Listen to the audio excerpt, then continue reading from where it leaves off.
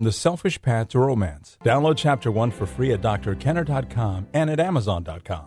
I went into my doctor's office, and I'm waiting for him, and he's always on time. But this time I can see him. He's rushing around in the back, and he's over a half hour late, and now it's going over 45 minutes late. And I'm thinking, what's going on here? This is not like him, and he doesn't look like the cool, calm doctor that I'm used to seeing. He's usually very warm and affable, and so I catch his eye. He sees me, and very abruptly he says, "Listen, I'm trying to get my parents out of Florida. I've got to take care of this before anything else. I've got to get them on a plane, and everybody is trying to get out of Florida." That was during the hurricane. Now, how do you deal with the aftermath of a hurricane, or a tornado, or a fire, or maybe a layoff at work? It's not something that many of us give thought to in our everyday life, but there are professionals who make it a lifetime career. With me today is Dr. James Campbell, who is the Rhode Island coordinator for the American Psychological Association and the American Red Cross Disaster Response Network. And he's a frequent consultant to corporations regarding crisis response and threat of violence. He's the director of the University of Rhode Island Counseling Center, and he teaches courses in traumatic stress and workplace violence, and he's even written a book, Hostage, Terror, and Triumph. Welcome to the show, Dr. Campbell. Oh, thank you very much. It's a pleasure to have you with us today.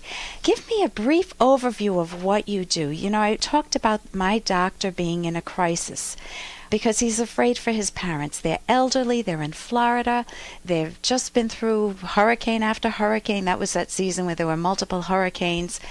Help me understand what you do as a disaster expert and how you deal with these type of situations.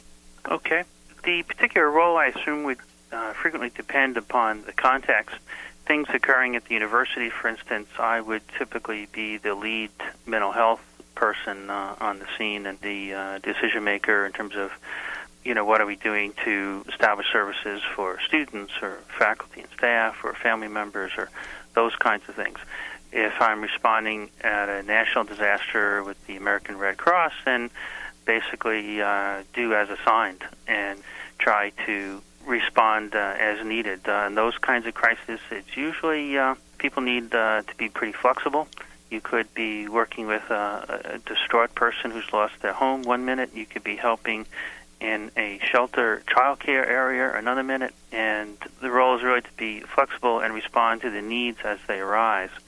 In corporate environments, role is partly to provide direct service and partly to consult with management about how to support their employees and make plans going forward. When do they reopen, or when do they have employees back, and what do they say, and you know, all those kinds of things. So it's fairly varied depending upon the context.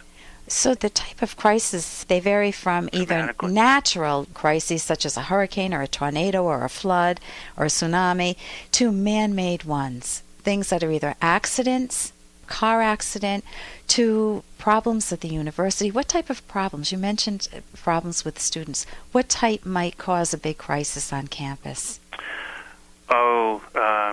Things certainly involving death or serious injury of a student. So if a student suicided, that would be suicide or accident or sudden natural death. All those things can. So if they're playing soccer or something, and then they just have a heart attack or an asthma attack that kills them.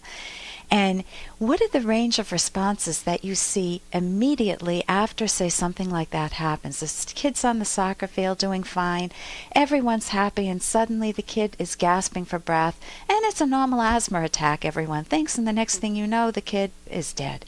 The child has a heart attack. If you were on the scene there, what would you do? Well, of course, the first thing to attend to is the medical needs and making sure that appropriate police, fire, rescue, whatever that might entail. But in focusing mostly on the social mental health issues, you would see a range of responses generally, and it varies quite a bit depending upon the population that's affected and on the nature of the event. But there'll be some people responding quietly, more stoically. There'll be people in shock and unable to act for a time. There will be sometimes people who are responding very in a very agitated way, even yelling or screaming or crying or things like that. And so it can vary quite a bit. And what you try to do is bring a bit of order and safety to the scene.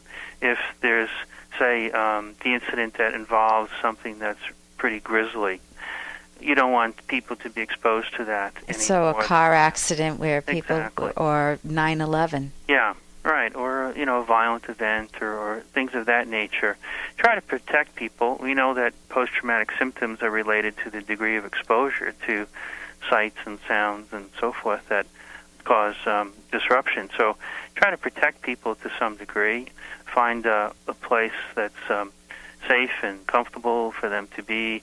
They may need to be around for police interviews or other things, or to get cleared medically, depending upon what's happened. But it's about trying to bring some order, structure, and support. People in shock sometimes need some gentle guidance. So what are some things you might say? Hey, I got to interrupt this because we've got to pay some bills. 30 seconds, that's it. A very quick ad, and then Ellen will be back. Romance. Ugh, I wish guys knew more about what we want from a relationship. Boy, I wish I knew more about what I want. Where's that ad I saw? Here it is. The Selfish Path to Romance. A serious romance guidebook. Download Chapter 1 for free at selfishromance.com and buy it at amazon.com. The Selfish Path to Romance. That is interesting. People in shock sometimes need some gentle guidance. So what are some things you might say? Again, depending on the incident, might say, we can wait over here, and is there anything that you need? Do you wish to make a phone call? Usually focusing on immediate and concrete needs. People usually want to call a family member or a friend and be in touch, let them know that they're okay. So to connect with their world. Exactly. Yeah. Sometimes if it's in the middle of the winter, they just may need something warm to wear or a warm place to stay. They need eyeglasses or water, those kinds of things. Sometimes I call it psychological first aid. And just like medical first aid, you don't need to be a licensed professional to provide it. It's a lot of basic common sense. So many people just do that naturally. Yeah, and yet if you're not a bit prepared, you're not sure what to do. Providers not necessarily sure what to do. Mental health providers don't get training in how to respond in the first minutes or first hours after a traumatic event. The training's more, okay, they come in the next day or a couple of weeks later and they're upset. Right, you see them in your office, but you're not on the scene with them. So that's what's so unique about what you do and what you've made a lifetime career of. This is Dr. James Campbell, who's the Rhode Island coordinator for the American Psychological Association and American Red Cross Disaster Response Network. You do this as a living. Could you just name some of the factors that impact how a person reacts?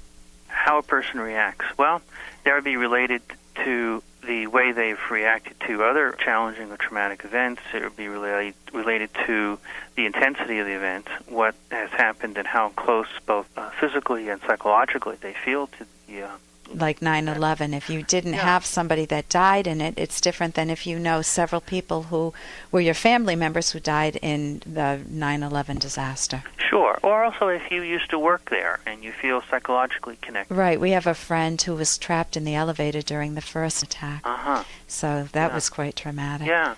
Those kinds of things. Yeah. Even if you're physically distant but psychologically very connected, it can be very hard. Still very hard, yes. Yeah. Listen, I want to thank you so much for joining us today, and I hope we can continue this and talk about psychological first aid on another show. Okay.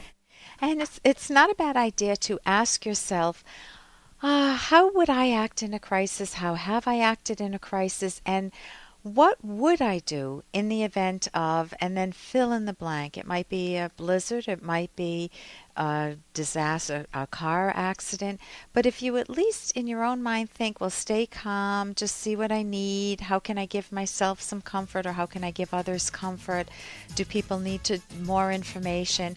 Ask yourself, how prepared am I to deal with a crisis in my life? And give yourself just some gentle guidance, and it may help you when you need it. For more Dr. Kenner podcast, go to drkenner.com and please listen to this ad. Here's an excerpt from The Selfish Path to Romance, the Serious Romance Guidebook by clinical psychologists Dr. Kenner and Locke. Darcy and Mark met at work, dated a few months, and moved in together. But differences in interest and taste became a sore spot in their relationship. Darcy loved dancing. Mark feared making a fool of himself on the dance floor, and he recoiled when Darcy suggested taking dance lessons together. Mark was a sports guy. As spring approached and Mark started golfing, Darcy felt the distance grow between them. Mark pressured Darcy to join him. She staunchly refused. Both felt abandoned by each other.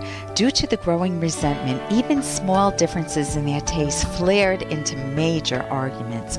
Although they both had lovable qualities, their differences in interests and tastes brought out the worst in them as a couple. You can download Chapter 1 for free by going to drkenner.com, and you can buy the book at amazon.com.